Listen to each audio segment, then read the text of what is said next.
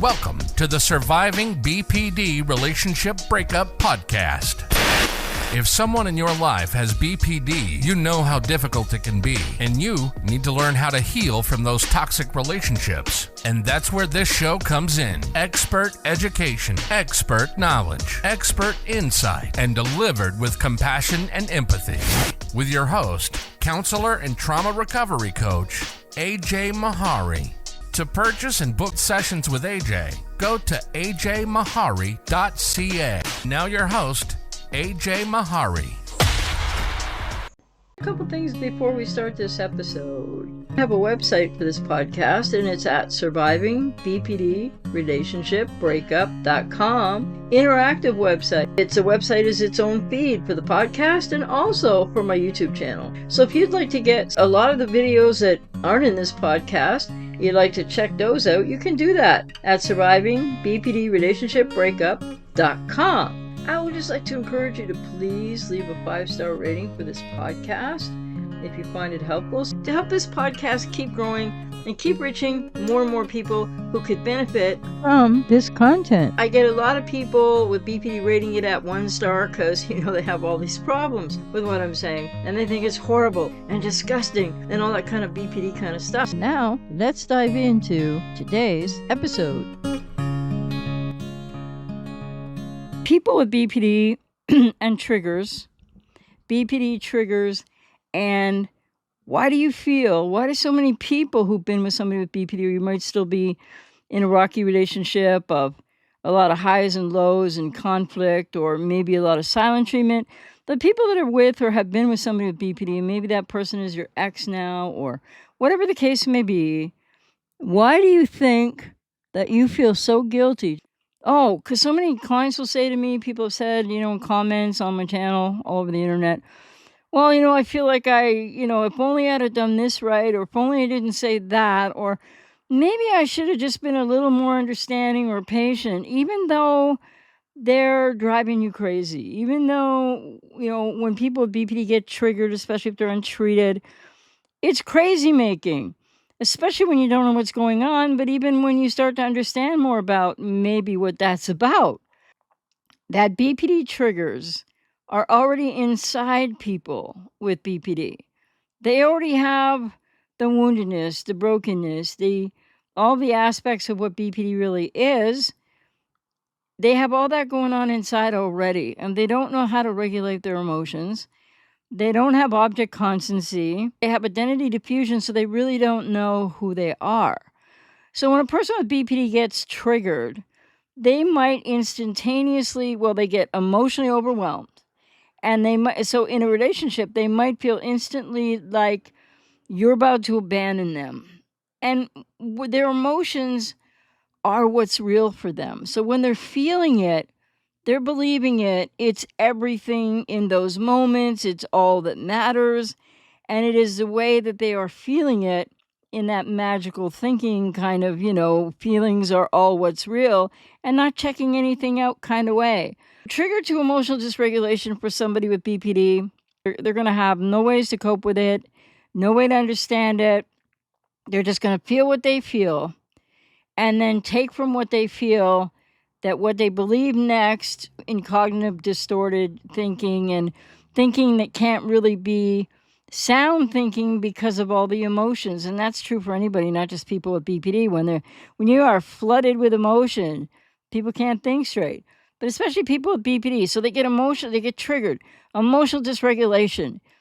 And then, for example, maybe there was an argument going on and you just decided, can't do this anymore. And so you said, I'm just going to take a break, or I'm going to step back, or I'm just going to take a walk for 10 minutes or something.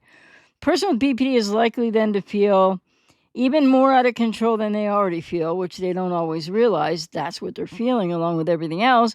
And so then if you withdraw, if you step back, if you stop arguing, if you disconnect with that kind of, quote, connection, unquote, with the borderline, and they're triggered to emotional dysregulation, which can sometimes involve dissociation to varying degrees and or age regression, but not always. So if you back up or you don't text fast enough, or you look at your watch, these kinds of like things that don't make any sense to most people out there, then the person with BPD is going to be triggered to you're abandoning them. That's what they're going to feel. They may yell at you a lot about it. They may be like when they're triggered, if they're petulant borderline, they're going to yell, they're going to blame, they're going to say it's all your fault. If it's a quiet borderline, they might just withdraw themselves. But when they get triggered to feeling like you're about to abandon them, it's absolutely, utterly real for them in that high emotion of dysregulation. And so that might lead to, there could be lots of micro splits like this in situations where they feel like you're about to abandon them, and they'll put you through the ringer, and that's abuse. And they will be at you, and if not all right then only, like later it'll come back up. These things will happen often. Person with BPD gets triggered. You don't know why. It's not your fault. It's not your responsibility.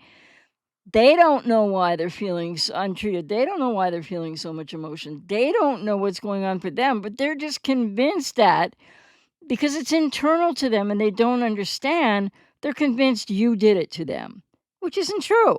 They might have had a parent that did some things to them and really abused them and whatnot. And so this is like a knee-jerk reaction from the past that comes dissociatively into the here and now. So when people with BPD are triggered, that's one response. They're fearing abandonment. You've done something. Like, because even if you look at your watch for a minute in any situation, even if it's not a contentious one with somebody with BPD, why does that trigger them? Because it's that sort of you focused on them equals they sort of have a sense of identity through you. This is all unconscious for people with BPD. But that's not your responsibility to be providing them with identity. Not your responsibility to be being a parent to them because they have endless needs. And because of the emotional arrested development, people with BPD have, usually by the age before or by the age of 2, they don't go on through the early stages of childhood development. So, boom, they have emotional dysregulation for all kinds of reasons they don't understand. Then they might blame you, etc. Microsplits can lead to, just like with a petulant borderline, a lot of arguing, a lot of blaming, a lot of really verbally abusing you, if not more. And for the quiet borderline, they might withdraw, they might get cold, they might be silent, they might just give you like 2-word answers and no answers, and now you're feeling like the whole thing's your fault and you got to fix it. So when the borderline gets triggered, that's one half of the possibility.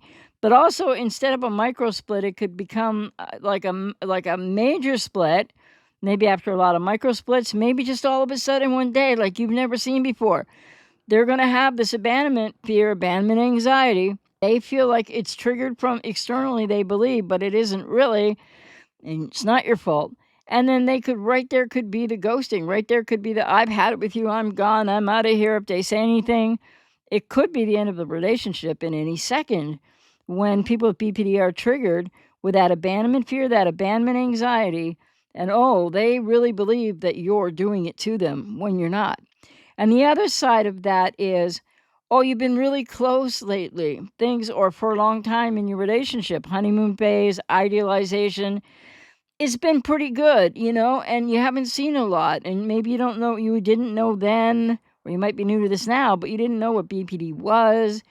And so you didn't know what was going on. And if there was a bit of a bump or more, and they were like really quiet or really screaming and yelling at you, you just kept trying to make it okay. Just, like calm them down or something, and it'll be okay. Well, on the other side of this triggered situation in relationships, the major core triggers, so one is fear of abandonment and abandonment anxiety. That can be misperceived, etc., but it's not really happening in the here and now for them. That's why you're not responsible. And when they're triggered, it's something that's happening inside of them. They're responsible for it, but untreated or not even diagnosed. They don't know what to do at all, but that's not your responsibility. So then there's the other scenario of the other pattern of when you're close and or it's going well. Maybe it's still idealization. You haven't had a major splitted evaluation. You just think this person is who you fall in love with, and you just think this is who you're with, and this is great. And then all of a sudden, you're close. Everything is going really well. or maybe you give them like an extra special gift one day just because you love them.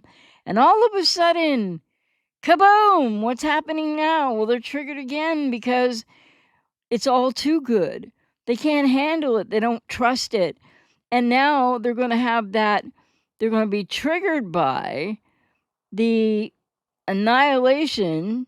So, annihilation anxiety, engulfment fear, also known as annihilation anxiety, and also known as like an extremely enmeshed kind of attitude or way of being or way of trying to, quote, relate, unquote, to other. So when things are going well, and or you have a trip coming up or something really special and you're really putting a lot of effort into it and they seem really excited about it, and all of a sudden it's coming time to get things ready for the trip or get ready for whatever you're about to do, or you're just being close, you're maybe just watching TV or watching something on a video. Things are just going well and everything is, you think, fine, and all of a sudden in the next second, boom, they're off. They're triggered to emotional dysregulation again. And what is this now? Like I said, it's anxiety of engulfment. It's feeling engulfed. They feel controlled. They don't know why. They just, again, are going to ascribe to you, whether they say anything out loud or the quiet borderline doesn't, they're going to ascribe to you like you're controlling them. And the first thing that somebody might say, triggered borderline, in this scenario is, I just need space. Like, leave me alone. Like, why are you always trying to control me? And you'll be like, we're just like laying in bed cuddling. We're just like watching TV. We're just sitting here having lunch. We're out at a restaurant. You're just doing something that there's nothing negative happening. And boom, they get triggered by the engulfment fear, which immediately leaves them feeling controlled. And the next thing you know, petulant borderline is going to be at you all over you. Quiet borderline might withdraw, and then you're trying to chase them. You're trying to fix it. What's the matter? Nothing. What's the matter? Nothing. What's the matter? Nothing. And this is when they can have the major split, micro splits, or a major split, and be out of there. And it can come up. I've been working with a lot of clients recently, and of course over time, over the last 35 years. But trends and patterns with borderlines aren't all staying exactly the same in how and why and how quickly they're erupting and breaking up relationships. And what do I mean by that? Well, when people with BPD are triggered, and they're triggered a lot more often than you may even realize, but it's their responsibility. I really want to make that clear. You're not causing their triggers. Like, if you're just being nice and loving to your partner, a man or a woman with BPD, whether you know it or not, you're just being nice. Maybe, whether it's a man or a woman, maybe you bring your partner with BPD flowers.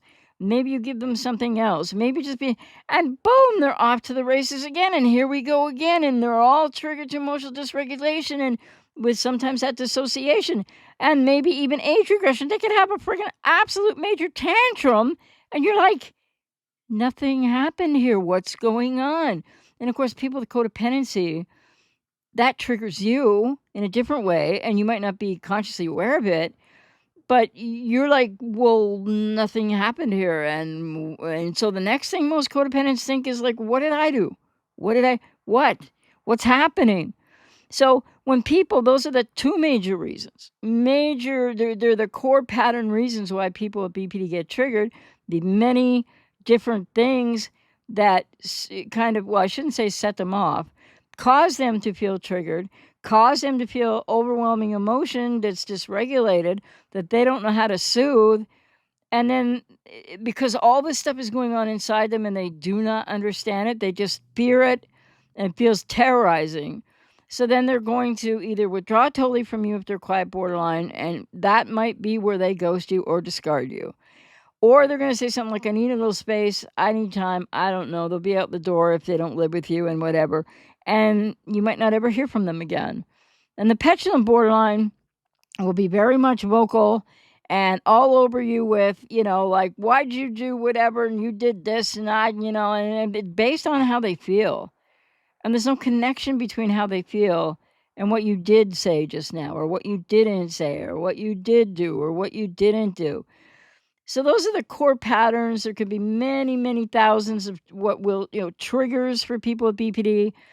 But I really want you to focus on this. If you're involved with somebody with BPD right now, you're trying to learn more about it, or you've been with somebody with BPD and the way the relationship broke up, and you want to hear from that person, and maybe they want no contact from you. Maybe you're like feeling super out of control and in a ton of pain right now.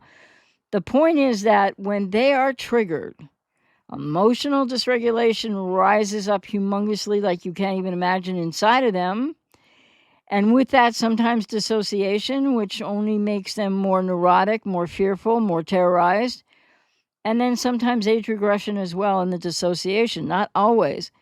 And as all of that happens, boom, boom, boom, really quick, and they're either trying to get away from you or, like pulling inward, getting cold, being quiet, silent treatment, or the opposite, yelling and screaming and raging at you. And there isn't a thing in the world that you did that you're responsible for causing why they're reacting the way they are, why they're acting the way they are, why they're reacting to their triggers that are internal to them, not caused by you.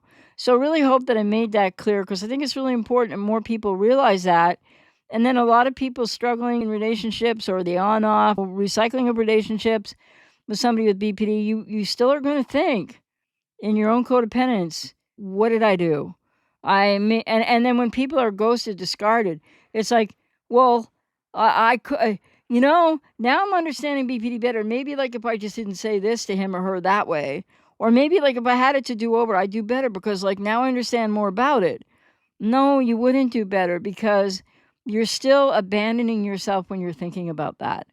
That you could be there for them more, that you could try to watch your words more, that you could walk on bigger eggshells and somehow you could make it work. No, that's you abandoning you. That's the fantasy bond aspect of the trauma bond. That's you wanting something so bad. And why is that? Because I'm out here to work with you if I resonate with you so you can learn more about why is that. Why are you fighting to make something impossible work? A lot of people with codependency have their own abandonment fears. A lot of people with codependency have a lot of things that are going to trigger them, not in the same way as people with BPD get triggered, but you're going to feel a lot of pain. And there is an element of control within codependency, often unconsciously, like not, like trying to be a boot camp sergeant controlling person. But there's a lot of times when the borderline is triggered and whatever they do or don't do, and when they're screaming and yelling at you, but if they ghost or discard from that, and sometimes it just comes out of nowhere, even when people have been married for like 5, 10, 15, 20, 25 plus years, it just comes out of nowhere. And it's like, what? And that is so shocking for people. But it's still, I can explain that. It's a long explanation. But there are reasons why some people with BPD will have micro splits and or quiet borderlines will hold things in. You won't really be aware of what's happening. And suddenly one day, they're just gone. Or suddenly one day, the petulant borderline is just all over you in a different way worse than ever before, or maybe not way worse than recently, and kaboom, and these marriages just blow right the heck up, right in front of people who are like, what's happening? Because sometimes there's just no warning, and maybe you've never seen them get quite like that before. So just know, every time a person with BPD, if they're not even diagnosed, but patterns of, if they're untreated, diagnosed, or even if they're in therapy right now, but it takes a long time for people with BPD to understand that the triggers inside of them and where those triggers are coming from and why they're not the other person's fault. Because again, people with BPD generally, but especially when triggered, wanting to just externalize all the agony and pain inside, the fear and the terror that goes with that for them emotionally, onto the person closest, because often that's an unconscious repetition of what happened to them in childhood. And maybe when they were young, maybe they had a tantrum, whatever they might have done. But in the here and now of adulthood, when people with BPD untreated or not, really super treated, are still going to age regress somewhat in dissociation with emotional overwhelm of being triggered to emotional dysregulation to like acting like a young child, because emotionally they are not the age. They're not congruent with the age they are. They're not congruent with their intellectual ability to understand things. BPD triggers are internal to the people with BPD, and they're not your fault, and they're not your responsibility. And if you have a partner or a girlfriend or boyfriend right now with BPD and they're getting triggered often, and you're trying to soothe, fix, rescue, change, roll over, back off, take blame, go through all of this discord, all of this toxic, like the arguing, the blaming, the abuse, please know there's nothing you can do to change how they're reacting to their own internal experience and blaming you for it. BPD triggers are not anybody else's fault. You've been listening to the Surviving BPD Relationship Breakup Podcast with your host, counselor and trauma recovery coach, ajmahari. For more or get sessions with AJ, go to ajmahari.ca. See you next time.